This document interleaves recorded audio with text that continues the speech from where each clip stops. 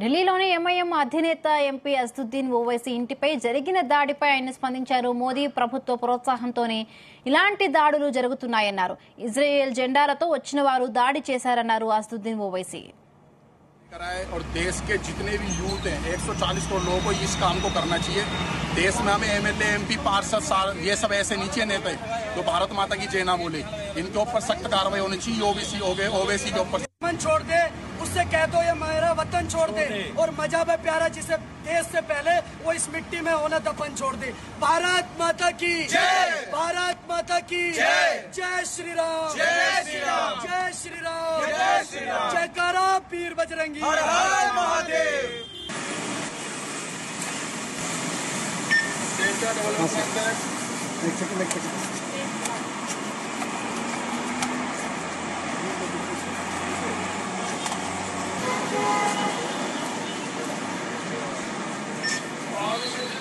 देश में जो नरेंद्र मोदी की सरकार है और खुद प्रधानमंत्री इस तरह के लोगों को रेडिकलाइज कर चुके हैं।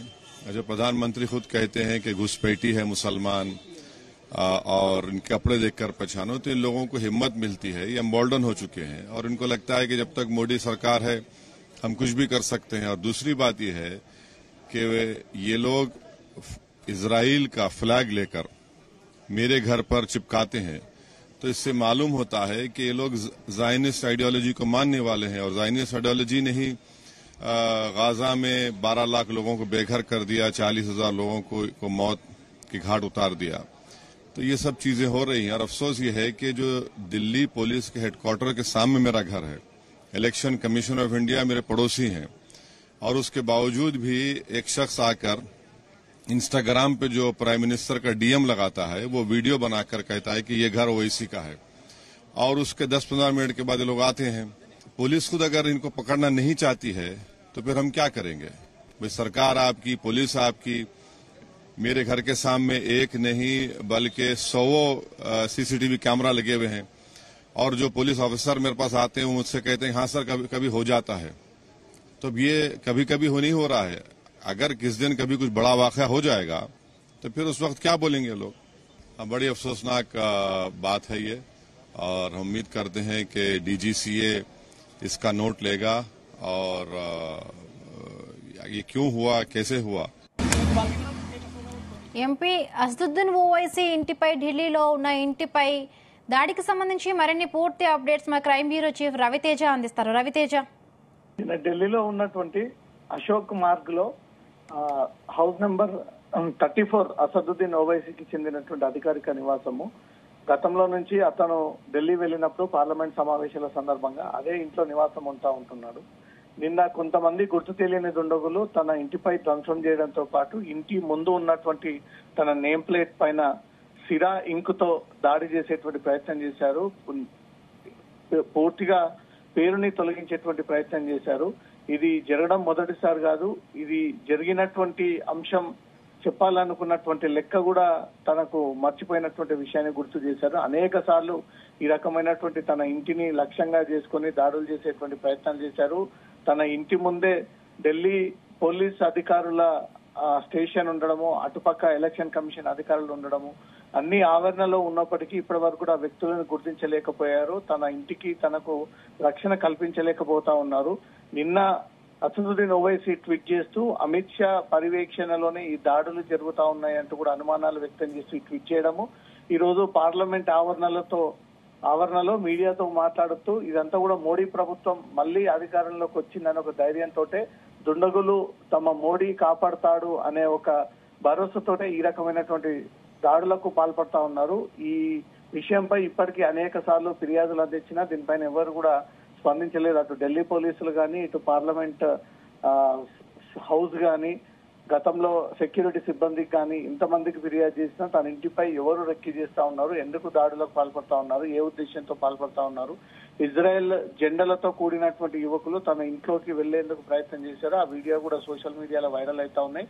వాళ్ళు ఎవరు అనే దానిపై కూడా గుర్తించేటువంటి అవకాశాలు ఉన్నాయి. కానీ ఇప్పటి వరకు వారు ఎవరు అనేది కూడా ఢిల్లీ పోలీసులు గుర్తించలేదు. తన విషయంలో, తన కుటుంబ సభ్యుల విషయంలో, తనపై జరుగుతున్నటువంటి ఈ కుట్ర విషయంలో కానీ ఎవరు కూడా ఇంట్రెస్ట్ చూపించి అరెస్ట్ చేసినటువంటి సందర్భాలు లేవు. నిన్న జరిగినటువంటి దాడి ఘటనకు సంబంధించి ఇంటి వరకు చేరుకొని ఇంటిపై దాడి చేసి ఇంటి ముందున్నటువంటి నేమ్ ప్లేట్ ని తొలగించే ప్రయత్నాలు చేస్తా ఉన్నారు. తన పైన కుట్ర జరుగుతా ఉంది. ఇదంతా కూడా కేంద్ర ప్రభుత్వం మళ్ళీ అధికారంలోకి వచ్చిన ఒక ధైర్యంతో దుండగులు ఈ రకమైనటువంటి చర్యలకు పాల్పడతా ఉన్నారు. ఇమీడియట్ గా వారిని గుర్తించి వారిపై కేసులు నమోదు చేసి మళ్ళీ ఇలాంటి ఘటనలు జరగకుండా తనకు తన ఇంటికి రక్షణ కల్పించాలంటూ కూడా అసదుద్దీన్ ఓవైసీ ఇంతకు ముందు పార్లమెంట్ ఆవరణలో మీడియాతో ఈ స్టేట్మెంట్ ఇచ్చినట్టుగా తెలుస్తోంది. బిందు అలాగంటే రవితేజ్ ఇప్పుడు దాడి విషయంలో ప్రధానంగా ఇప్పుడు అసద్ కూడా మోడీ అలాగే అమిత్ షా పైన ఆరోపణలు చేస్తున్నారు. సో దీనికి సంబంధించి బీజేపీ నుండి ఏమైనా స్పందన వస్తోందా? ఏమంటున్నారు?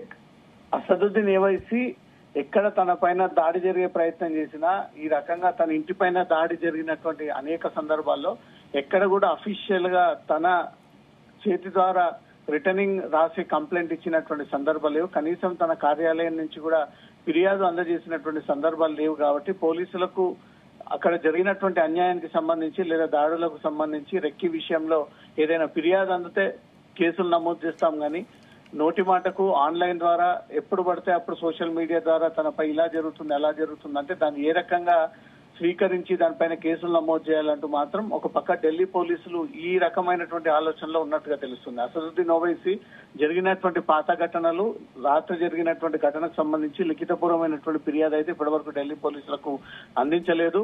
పోలీసులు తన ఇంటికి వచ్చి ఈ వ్యవహారాలన్నీ ఎవరు జరుపుతున్నారో చూస్తామని చెప్పి వెళ్లిపోతారే తప్ప స్పెసిఫిక్ గా ఏ ఉద్దేశంతో దాడులు చేస్తా ఉన్నారు, ఎవరి డైరెక్షన్ల మేరకు ఈ దాడులు జరుగుతా ఉన్నాయి, తనను తన కుటుంబ సభ్యుల్ని తన ఇంటిని ఏం చేయాలనుకుంటా ఉన్నారంటూ కూడా అనేక సార్లు ఈ క్వశ్చన్ అసదుద్దీన్ ఓవైసీ రేజ్ చేసినప్పుడు దానిగల సమాధానాలు ఎవరు ఇవ్వకపోవడము, దానిగల కేసులో భాగంగా చర్యలు తీసుకోకపోవడము, వ్యక్తులను గుర్తించకపోవడంతో మాత్రం తరచుగా ఇలాంటి ఘటనలు ఎన్నో జరుగుతా ఉన్నాయి. ఇది ఎన్నో ఘటన అనే లెక్క కూడా తనకు మర్చిపోయే సిచ్యువేషన్ లో ఉన్నాను. ఒకటి కాదు రెండు కాదు ఏకంగా 10 నుంచి 20 ఘటనల వరకు వరుసగా జరుగుతూనే ఉన్నాయి. ఇప్పటికైనా ఈ కేంద్ర ప్రభుత్వం దీనిపైన దృష్టి పెట్టి ఎందుకు దాడి చేయాలనుకుంటున్నారు, ఏ ఉద్దేశంతో చేయాలనుకుంటున్నారు పసిగట్టి వారందరి పైన కూడా కేసులు నమోదు చేయాలనేది మాత్రమే ఇతని డిమాండ్. రాత్రి చేసినటువంటి ట్వీట్ లో అమిత్ షా, ఓం బిర్లాతో పాటు ఉదయం నేరుగా మీడియాతో మాట్లాడుతూ నరేంద్ర మోడీ ప్రధానమంత్రి అయిన తర్వాత ఈ దాడులు ఎక్కువగా పెరిగిపోతా ఉన్నాయి, ఆ వర్గం వారే